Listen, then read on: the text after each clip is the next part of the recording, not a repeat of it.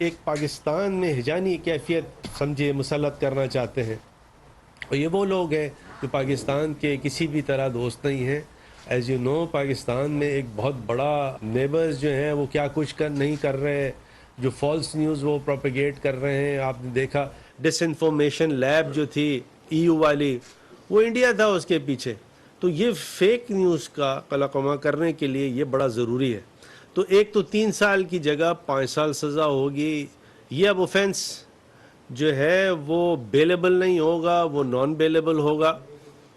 और साथ साथ उसमें ये है कि अब ये कॉग्निजेबल ऑफेंस होगा, यानी ये अब ये नॉन कॉग वाली बात भी ख़त्म हो गई। और सबसे इम्पॉर्टेंट बात ये है कि इसके अंदर इसका जो कंप्लेनेंट है वो पब्लिक एट लार्ज भी हो सकती है।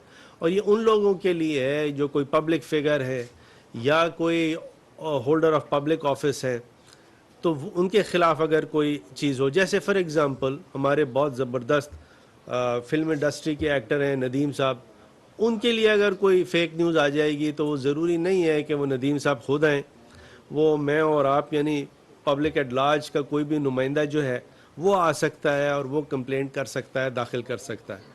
फिर साथ साथ इसमें यह है कि 6 महीने के अंदर इसका ट्रायल होगा, 6 महीने के अंदर ट्रायल ख़त्म होगा। और अगर 6 महीने के अंदर ये ट्रायल कंक्लूड नहीं होता तो फिर क्या होगा? फिर ऐसा होगा कि उसके अंदर जो हाई कोर्ट है, रेलेवेंट हाई कोर्ट है, वो फिर पूछेगी रेलेवेंट जज से कि आपने 6 महीने के अंदर ट्रायल क्यों नहीं ख़त्म किया।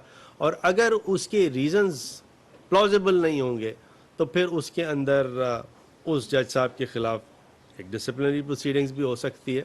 तो ये आप समझिए बड़ा ज़रूरी था, बहुत दिनों के बाद ये चीज़ आई। और फिर अल्टीमेटली प्राइम मिनिस्टर साहब की मुशावरत हुई फवाद चौधरी से, मुझसे, अटॉर्नी जनरल साहब से, शेख रशीद साहब से, और फिर ये पीका का जो ये स्टैट्यूट है, ये अमेंडमेंट है, ये है।